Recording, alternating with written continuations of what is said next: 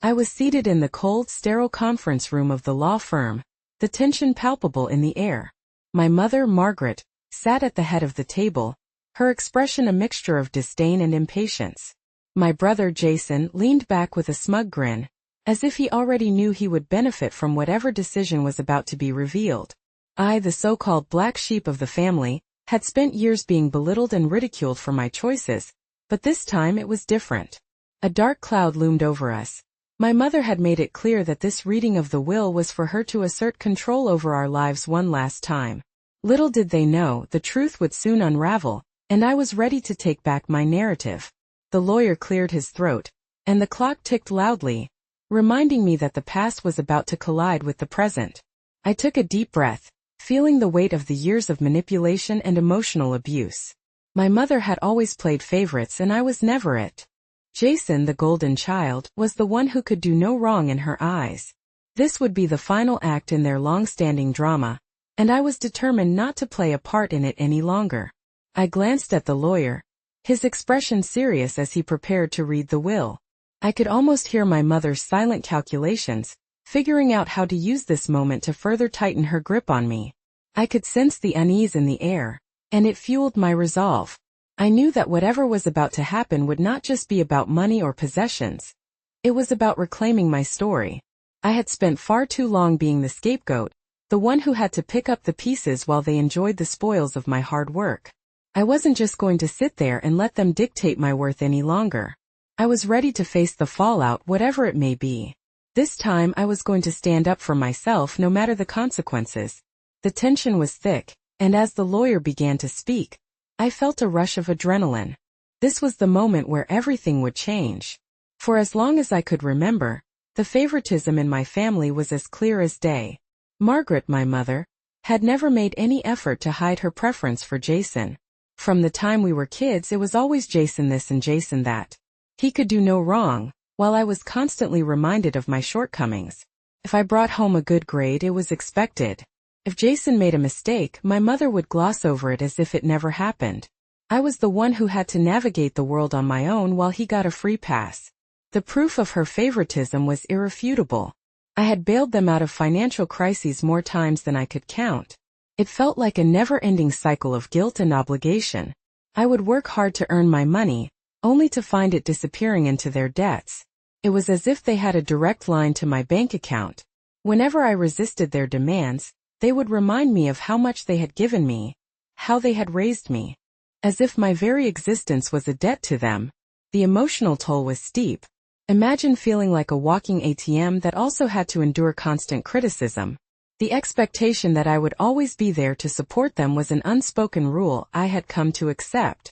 I was the black sheep, the disappointment, the one who couldn't seem to get her life together according to their standards. But what they failed to recognize was that I had been building my life, brick by brick, all while they were still stuck in their toxic patterns. As I sat there in that cold conference room, the weight of their expectations felt like a lead blanket pressing down on me. I could feel the familiar sting of humiliation rising in my chest, but I was determined not to let it consume me this time. I had worked too hard to be the person I was today, and I refused to let them take that away from me any longer. The anticipation in the room was almost unbearable. I could sense Jason's smugness, the way he leaned back in his chair, as if he already knew he would come out on top. Their disdain for me was palpable, and the air felt thick with unspoken tension. I knew they were waiting for the moment when my mother would assert her control one last time. But I was ready.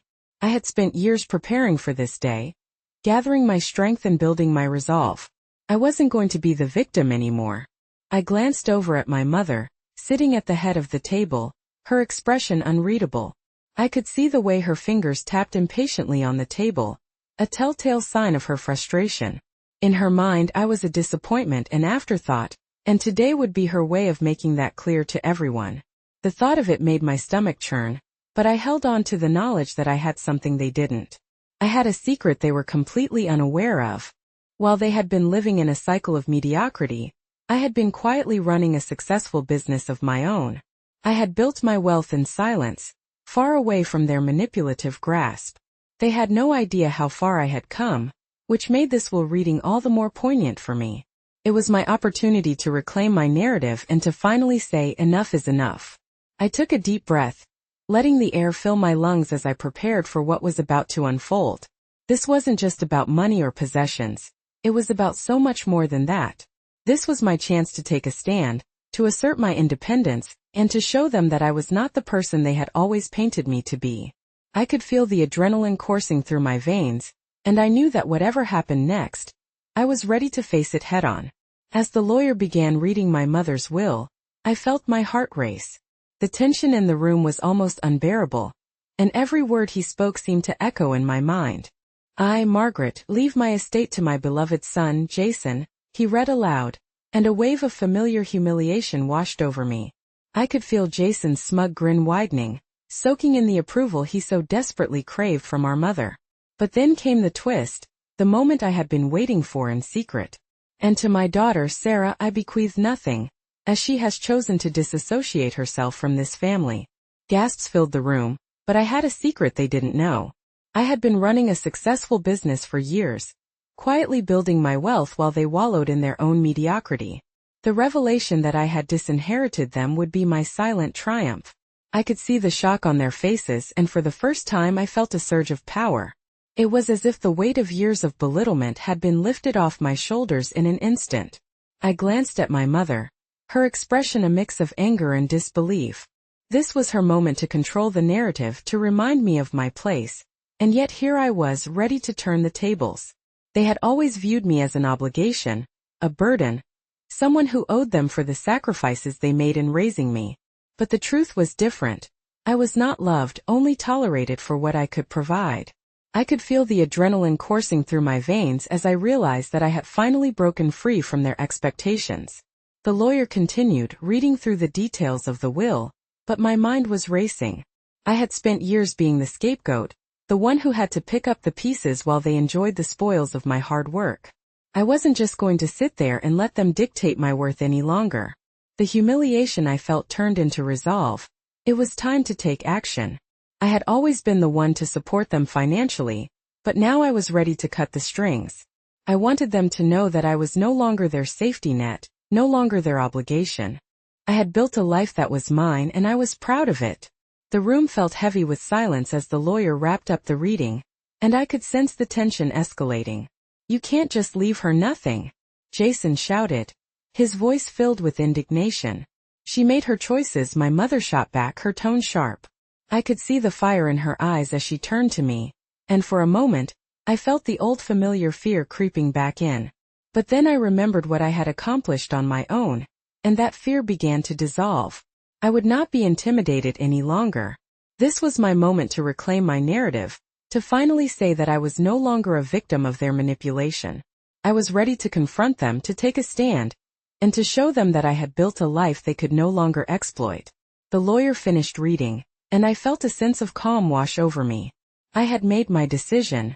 I would not give them a penny. I had closed the door and sealed the fate of their expectations. Their expressions transformed from shock to sheer panic as they realized I had built a life they could no longer exploit.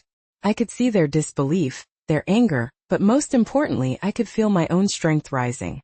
The silence that followed was deafening, and for the first time I felt free. I had taken the first step in reclaiming my life, and no matter how they reacted, I was ready to stand my ground. This was not just about money or possessions. It was about my freedom, my independence, and my right to live my life on my own terms. The truth was that I was no longer defined by their toxic expectations, and I was finally ready to embrace the life I had fought so hard to build. "Enough is enough," I said, my voice steady as I faced them. The weight of years of belittlement, manipulation, and guilt hung in the air around us. I could see my mother, Margaret, her face a mask of shock and disbelief, and my brother Jason, his smug grin fading as he processed my words. "You've treated me like a burden for too long. I won't be here to support you financially anymore." I paused, letting my statement sink in. Jason scoffed, his eyes narrowing as if he were trying to dissect my resolve, but I didn't flinch. I had drawn a line in the sand, and I was ready to defend it. "If you ever need my help again, you'll have to ask for it without the expectation of entitlement. I deserve respect." The tension in the room was palpable, Each word I spoke seemed to cut through the thick atmosphere like a knife. I could feel their disbelief, but I stood my ground. You need to understand that any further demand will be met with a firm no. Their expectations had been an unspoken rule for far too long, and it was time to dismantle that narrative. Margaret's expression shifted from shock to anger. How dare you?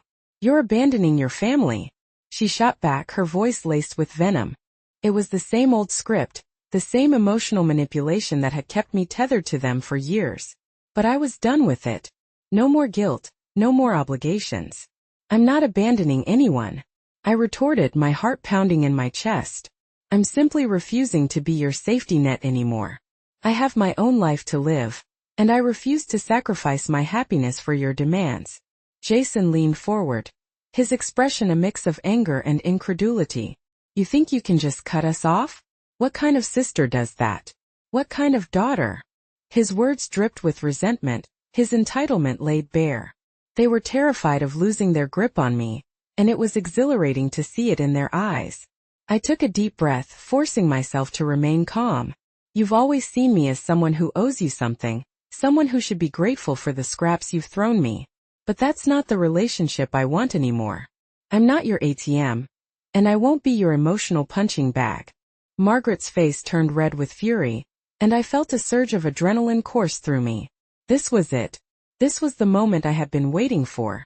I was reclaiming my narrative, taking back my power. I had spent years being the scapegoat, the one who had to pick up the pieces while they enjoyed the spoils of my hard work. But no more. I was ready to confront them, to take a stand, and to show them that I had built a life they could no longer exploit. As I looked at their shocked faces, I realized that I was finally free. The emotional toll of their expectations had weighed me down for far too long. But in this moment I felt lighter. I was done being the black sheep, the disappointment. I was no longer defined by their toxic expectations, and I was finally ready to embrace the life I had fought so hard to build. If you want to have a relationship with me, it will be on my terms from now on, I continued, my voice unwavering. I'm not here to fulfill your needs or to be your fallback plan. I'm here to live my life, and if that means distancing myself from you, then so be it. The silence that followed was deafening. I could see the gears turning in their minds as they processed my words. They had always expected me to bend to their will, to cater to their demands without question. But today I had taken a stand, and I felt a sense of empowerment I had never experienced before. Margaret opened her mouth to respond, but the words caught in her throat. For once she was at a loss for how to manipulate me. I savored the moment, feeling a rush of satisfaction. I had taken control of my narrative, and I was determined to keep it that way. As I sat there, I realized that this was only the beginning. I had set a boundary, and it felt liberating. I was ready to face the fallout, whatever it may be.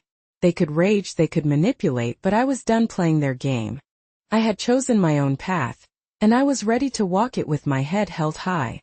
The days leading up to the reading of the will were filled with pressure, and I could feel the weight of it bearing down on me. Margaret, my mother, was relentless.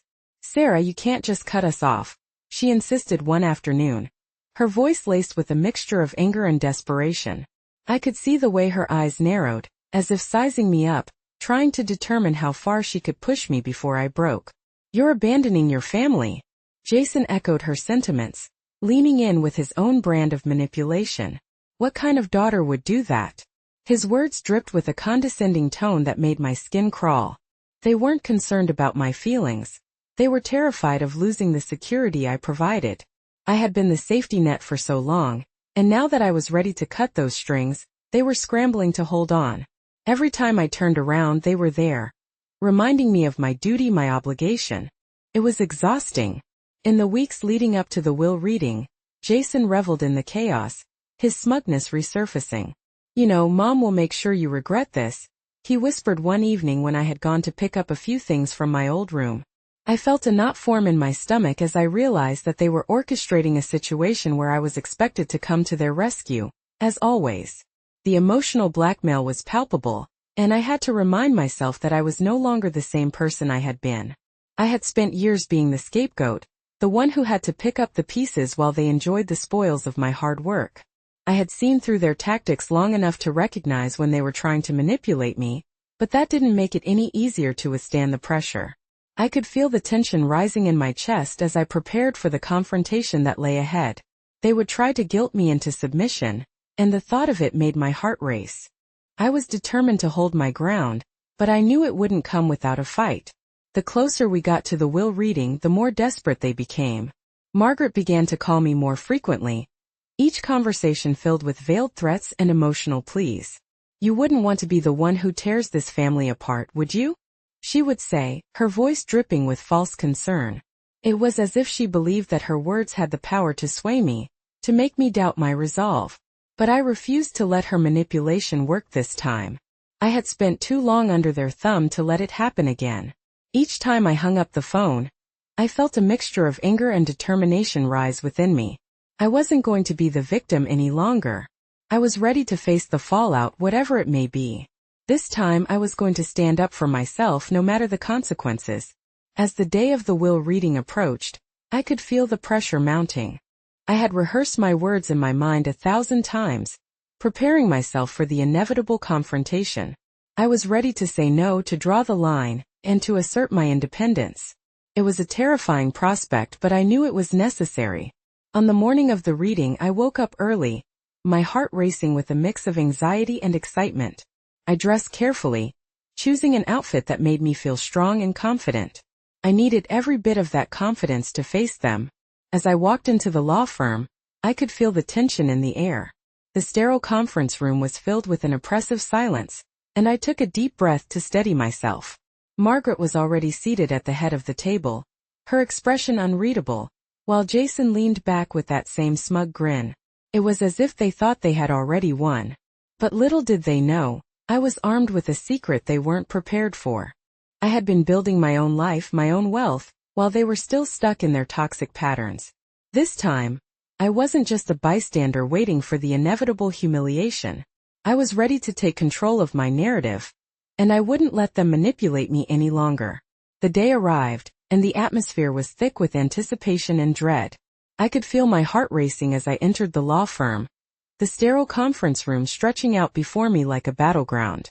There was a palpable tension in the air, one that sent shivers down my spine. My mother, Margaret, sat at the head of the table, her expression unreadable, while my brother Jason leaned back in his chair, arms crossed with a smug grin plastered on his face. It was as if they believed they had already won the day, but they didn't know what I had prepared. As the lawyer began to read the will, I could feel the weight of their expectations pressing down on me. Jason leaned over and whispered, "Just wait. Mom will make sure you regret this." The knot in my stomach tightened at his words. I could see my mother's eyes filled with expectation, as if she believed I would crumble under the pressure, just like I always had before. But I wouldn't let that happen this time. I remained silent, letting the tension hang in the air, stealing my resolve. The lawyer cleared his throat, and I could sense the moment of reckoning approaching. As he began to read through the legal jargon, I could feel my heart pounding in my chest. Each word echoed in my mind, a reminder of the years I had spent in their shadows, the years of manipulation and emotional blackmail. I had seen this moment coming, and now that it was finally here, I was ready to face it head-on. When he finally read my mother's words, "I, Margaret, leave my estate to my beloved son, Jason," I felt the familiar sting of humiliation creeping in. The room was filled with gasps, and I could see the smug satisfaction on Jason's face as he soaked in the approval he so desperately craved from our mother. It was infuriating, but it was also a reminder of how far I had come. Then came the twist, the moment I had secretly anticipated. "And to my daughter Sarah I bequeath nothing, as she has chosen to disassociate herself from this family." The gasps were louder this time, and my mother's expression shifted from smugness to shock. I could feel the tension in the air shift, like a storm brewing. They had no idea what I had been building behind the scenes, the successes I had quietly achieved while they wallowed in their own mediocrity. I could see the disbelief in their faces, but I felt a surge of power at that moment. It was the moment I had been waiting for.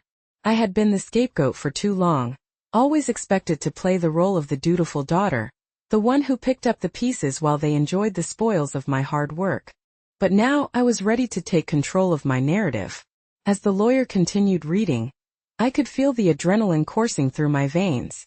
This was not just about the will, it was about my freedom. I was breaking free from their expectations, and I was determined to show them that I had built a life they could no longer exploit. The moment the lawyer concluded the reading, I took a deep breath, feeling the weight of the years of belittlement and manipulation lift off my shoulders. I looked directly at my mother, her face a mask of shock and anger. This was it. The moment to reclaim my power had arrived. "I won't be here to support you financially anymore," I said, my voice steady. Their expressions twisted from shock to indignation as I continued. "If you ever need my help again, you'll have to ask for it without the expectation of entitlement. I deserve respect." I could see Jason's eyes narrow, his smug grin fading as he processed my words. The air was thick with tension, and I could feel them struggling to regain control. This was the moment I had waited for, the moment I had prepared for. I was drawing a line in the sand, and I was ready to defend it. "You need to understand that any further demand will be met with a firm no," I added, my heart racing but my resolve unshakable. I could feel the weight of their expectations pressing down on me, but I refused to be intimidated any longer. This was my life and I was determined to live it on my own terms. Margaret's expression morphed from disbelief to anger, and I braced myself for the storm that was about to unfold. "How dare you? You're abandoning your family," she shouted, her voice laced with venom. I could feel the familiar fear creeping back in, but this time, I wouldn't let it take hold. "I'm not abandoning anyone," I retorted, my heart pounding in my chest. "I'm simply refusing to be your safety net anymore. I have my own life to live, and I refuse to sacrifice my happiness for your demands." Jason leaned forward, his anger palpable. "You think you can just cut us off? What kind of daughter does that?" His words dripped with entitlement, and I could see the fear in their eyes. They were terrified of losing the security I provided. But the truth was I was no longer the black sheep, the burden. I was reclaiming my narrative and I was ready to stand my ground. As I looked at their shocked faces, I realized that for the first time I felt free. I was done being the victim, the emotional punching bag. I had taken control, and no matter how they reacted, I was ready to face the fallout. This was my moment and I was going to embrace it. As the will continued, I felt a sense of calm wash over me. I had prepared for this moment, and as the lawyer read, "And to my daughter Sarah I leave my business, which I have built from the ground up, to charity," I could see the shock on their faces. I had made my decision. I would not give them a penny. I had closed the door and sealed the fate of their expectations. The silence that followed was deafening, and for the first time I felt free. Jason's face turned an alarming shade of red, and I could see his jaw clenching as he struggled to process what he had just heard. My mother, Margaret, was frozen in disbelief, her mouth slightly agape as if she had just been slapped. This was not the outcome they had expected. They had assumed that I would come crawling back, that I would be grateful for any crumbs they deemed worthy to throw my way. But I was done playing their game. I leaned back in my chair, allowing the weight of my decision to settle over me like a warm blanket. I had worked hard to build my business from the ground up, pouring my heart and soul into it, while they had sat back and expected my support. I had spent years feeling inadequate, always living in their shadows, always the one who had to pick up the pieces. But now I had turned the tables, and the realization was incredibly liberating. I watched as the panic spread across their faces. Margaret's eyes darted around the room, searching for a way to regain control. "You can't do this. This is our family business, our legacy," she spat, her voice dripping with venom. I could see the fury building within her. It was a reaction I had expected, but it didn't faze me. "Mom, I built this business without any help from you or Jason. I poured everything into it while you were busy making me feel like a failure. I owe you nothing," I shot back, my voice steady. Their expectations had been a heavy burden, but I was finally free from that weight. Jason, still struggling to regain his composure, jumped in with a desperate attempt to manipulate me. "You think you can just walk away like this? You'll regret it. You're throwing away everything we built together." His words were laced with desperation, a reflection of his fear of losing the control he had over me. I shook my head, refusing to let their guilt and anger seep into my resolve. "You've never supported me, Jason. You've always seen me as a burden, someone who owes you. I'm not your backup plan anymore. I have my own life to live, and I refused to sacrifice my happiness for your demands. The conviction in my voice surprised even me, but it was a reminder of how far I had come. In that moment I felt a shift within myself, a newfound strength that I had never realized I possessed. I was taking a stand not just for myself but for every time I had been belittled and manipulated. They had underestimated me for far too long, and now the tables had turned. Margaret's face twisted in anger, her fury boiling over. You're ruining everything. You think you're better than us? You think you can just cut ties and walk away with no consequences? You'll regret this. Her voice was shrill, and I could feel the tension radiating off her. I leaned forward, meeting her gaze with unwavering determination. This isn't about thinking I'm better than you. It's about recognizing my worth and refusing to be treated as a second-class citizen in my own family. I'm done being your emotional punching bag. The tension in the room escalated, and I could sense the anger radiating from both of them. They were lashing out because they felt losing control over me, and it was exhilarating to watch their facade crumble. They had always believed they could manipulate me into submission, but I was no longer the person they could push around. In that moment of confrontation I felt empowered. I had taken control of my own narrative, and I wasn't going to let them derail it. I had spent years feeling inferior, but now I was standing tall, ready to face the consequences of my actions. I was finally reclaiming my life, and it felt incredible. As the chaos unfolded around me, I found a sense of peace amidst the storm. I was no longer defined by their toxic expectations. I had chosen my own path, and nothing they said could take that away from me. I was ready to embrace the life I had fought so hard to build, and I wouldn't let their anger or guilt change that. The silence that followed their outbursts was deafening. I could see the shock and disbelief etched on their faces as they processed my words. They had always expected me to bend to their will, to cater to their demands without question. But today I had drawn a line in the sand, and I wasn't backing down. I sat back, taking a deep breath as I steadied myself. I could feel the weight of their expectations lifting off my shoulders, replaced with a sense of liberation. This was my moment and I was going to own it. For too long, I had been subjected to their emotional manipulation, but now I was finally free. I was ready to face whatever came next, knowing that I had the strength to stand my ground. Instead of acknowledging the truth, my family erupted into chaos. You're ruining everything, Jason shouted, his face contorted with rage. You think you're better than us? Margaret followed suit, her voice dripping with venom. They blamed me for their embarrassment, for their failure to manipulate me one last time. But I stood firm, watching as the facade of the perfect family crumbled before the witnesses present. Their fury only validated my choice. I was not the problem, they were. Jason was the first to lose it. He stood up, knocking over his chair in his haste, pointing an accusatory finger at me. You've always been a burden, Sarah. This just proves it. You think you can get away with this? You're nothing without us. His shouts echoed in the room, and I could see the desperation in his eyes. He was grasping at straws, trying to regain a sense of control that was slipping from his fingers. Margaret, not to be outdone, added her venomous commentary. You think this is a victory? You've thrown away your family for what? A little bit of money? You'll regret this decision. No one will support you when you fall. I felt my heart race at their words, but instead of fear, I felt a surge of strength. They were scared, and that was powerful.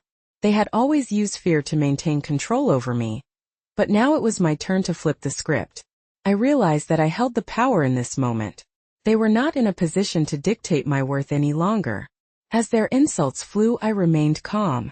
I had rehearsed for this moment, and I refused to let their chaos throw me off balance. I took a deep breath, allowing the silence to stretch between us. I could see the anger etched on their faces, but I also saw something else, fear. They feared losing their grip on me, their source of support, and that was a realization that gave me strength. You've always seen me as a tool for your benefit, haven't you? I said, my voice steady, cutting through their noise. I was never part of your perfect family. I've always been the black sheep, the one who had to pick up the pieces while you enjoyed the spoils of my hard work. I'm done with that. The room fell silent, and I could feel the weight of my words settle in the air. They didn't expect me to stand up for myself, to reject their narrative. They had spent years molding me into the person they wanted, and now I was breaking free from that mold. Margaret's face twisted in anger, her eyes narrowing as she spat. You'll regret this. You think you can just walk away? You're throwing away your family. Her words dripped with manipulation, but I could see through them now. I shook my head, my resolve unshakable. I'm not throwing away my family. I'm freeing myself from the toxic cycle that has held me captive for too long. I refuse to be your emotional punching bag any longer. With every word I felt lighter, as if a heavy weight was being lifted off my shoulders. I watched as they struggled to process the shift in power dynamics. They had always held the upper hand, but now I was reclaiming my life, my worth, and my narrative. Jason was still fuming, his face flushed and his voice rising again as he tried to regain the upper hand. You're going to end up alone, Sarah. You'll see. No one will ever love you like we do. The desperation in his voice was palpable. He was lashing out because he felt threatened, cornered. But I wasn't the one who needed saving. I was finally standing on my own 2 feet, and I was ready to embrace the freedom it brought. I had spent years feeling inadequate, but now I was standing tall, ready to face the consequences of my actions. I locked eyes with my mother, who was still trying to regain her composure. You've treated me like a burden for too long, and I'm done. You think I owe you anything? I'm not your safety net anymore. I owe you nothing. The tension in the room escalated, and I could sense them grappling with the reality of the situation. They were losing control over me, and it was terrifying for them. But for me it was exhilarating. I was no longer defined by their toxic expectations. I was finally free. As their anger boiled over, I took a step back and allowed the chaos to unfold. I could feel their frustration and fear radiating off them, but I wouldn't be swayed. I was done being the victim. I had taken a stand, and I was ready to face whatever came next. This was my moment and I was going to own it. As the chaos unfolded around me, I found a sense of peace amidst the storm. I had chosen my own path, and I wasn't going to let their anger or guilt change that. I had spent years feeling inferior, but now I was finally reclaiming my life, and it felt incredible. The silence that followed their outbursts was deafening. I could see the shock and disbelief etched on their faces as they processed my words. They had always expected me to bend to their will, to cater to their demands without question. But today I had drawn a line in the sand, and I wasn't backing down. In that moment I realized I had broken the cycle. I was no longer a pawn in their game. I had become the player. And as I looked at their stunned expressions, I felt a deep sense of empowerment wash over me. I had taken control of my narrative, and I was ready to embrace whatever came next. As the dust settled, it became clear that without my contributions, they were lost. Jason stumbled over his words as he tried to explain my absence to the guests. His inadequacy laid bare. She was always just a lazy dreamer, he muttered. But the guests exchanged glances, their pity for him evident. I felt a wave of relief wash over me. I was free from a burden I had carried far too long. I realized that my worth was not tied to their approval. I had regained my dignity in front of everyone. Their reactions were a spectacle to behold. Jason's face was a mix of anger and embarrassment, and Margaret was fuming, her eyes darting around the room as if she could somehow conjure support from the witnesses surrounding us. You think this is a joke? She shouted, her voice dripping with contempt. You've ruined our family. You're throwing away everything we've built together. But what did they build? I was the one who had toiled day and night to establish my business, pouring my heart and soul into it while they sat back and relaxed, expecting me to support their whims. It was a bitter pill to swallow, but the truth was finally out in the open. Their perception of me as a burden was a reflection of their own failures, not mine. I watched as their faces fell, the reality of my independence sinking in. They had always believed I would be the one to support them, the one to bail them out of trouble whenever they needed it. Now they had to confront the fact that I was no longer the safety net they could rely on. And the look of desperation on their faces was oddly satisfying. I had finally taken control of my own life. You're nothing without us, Jason yelled, but his words felt weak, almost desperate. He was grasping at straws, trying to regain some semblance of authority, but it was clear that he was losing his grip. My business was thriving, and I was finally embracing the life I had built for myself. I've spent my entire life being manipulated by you two, and I refuse to let that happen any longer. I shot back, my voice steady, unwavering. I am not your punching bag, and I will not be your financial crutch. I have worked hard to achieve my success, and I owe you nothing. The guests were watching, and I could feel the weight of their stares. Some looked on with sympathy for me, while others seemed shocked at the chaos unfolding before them. It was surreal to see my family's dysfunction laid bare, like a dirty secret exposed in public. Margaret, incensed, tried to regain control of the narrative. You don't know what you're doing. You'll regret this decision. She spat, her voice laced with venom. But I stood my ground, refusing to let her threats penetrate my newfound strength. I had spent too long caring what they thought. Now it was time to prioritize my own happiness. I could see the disbelief in their eyes, and it fueled my resolve. I had finally broken free from their toxicity, and I wasn't about to let their anger pull me back in. Regret? I regret wasting years of my life trying to please you, trying to earn your love and respect, which you've always withheld. I said, my words cutting through the tension in the room like a knife. Their anger was palpable, but it was liberating to finally speak my truth. I could feel the weight of their expectations lifting off my shoulders, replaced with a sense of empowerment I had never known before. I was no longer defined by their perceptions of me. I was Sarah, a successful woman who had built her own life. The guests shifted uncomfortably, and I could see whispers exchanged among them. They were witnessing the downfall of a toxic family dynamic, and I couldn't help but feel a sense of pride. I had stood up to them, and I was finally taking back my narrative. No longer would I be the scapegoat, the one who had to bear the burden of their mistakes. Jason's face was a mixture of fury and embarrassment, and I reveled in it. He had always thought he was superior because of his status as the favorite child, but now he was just a man grasping at straws, desperately trying to hold on to a past that no longer existed. I took a deep breath, allowing the silence to wash over me. I was at peace, finally free from their toxic grasp. It felt good to reclaim my dignity in front of everyone, to show them that I was no longer the black sheep they could manipulate. As I looked around the room, I realized that I was surrounded by people who had witnessed the truth. They had seen the chaos unfold, and they could see through the facade my family had tried to maintain. The truth was out, and there was no going back. I had broken the cycle. I was no longer a pawn in their game. I had become the player. And as I looked at their stunned expressions, I felt a deep sense of empowerment wash over me. I had taken control of my narrative, and I was ready to embrace whatever came next. The victory was mine, and I intended to savor every moment of it. Months later, I found myself thriving, surrounded by supportive friends who valued me for who I was, not what I could provide. My phone buzzed occasionally with messages from my family, desperate attempts to reconnect, but I dismissed them without a second thought. I was finally at peace. The distance was my sanctuary, and I had reclaimed my narrative. I was no longer defined by their toxic expectations.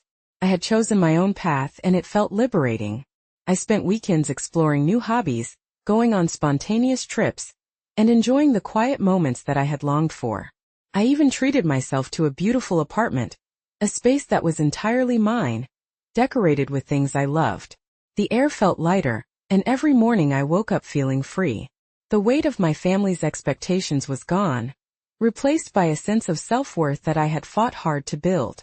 One evening, while sipping tea on my balcony, I reflected on how far I had come. I had spent years feeling like I was in the shadow of my family's dysfunction, but now I was my own person, shaping my life the way I wanted. I looked out at the city skyline, feeling a profound sense of gratitude for my independence. The silence that followed their chaos was the sweetest sound of all. It symbolized my liberation, a new chapter where I was in control. I finally understood that my happiness was my own responsibility, and I was more than capable of handling it. I had taken back my life, and it felt incredible.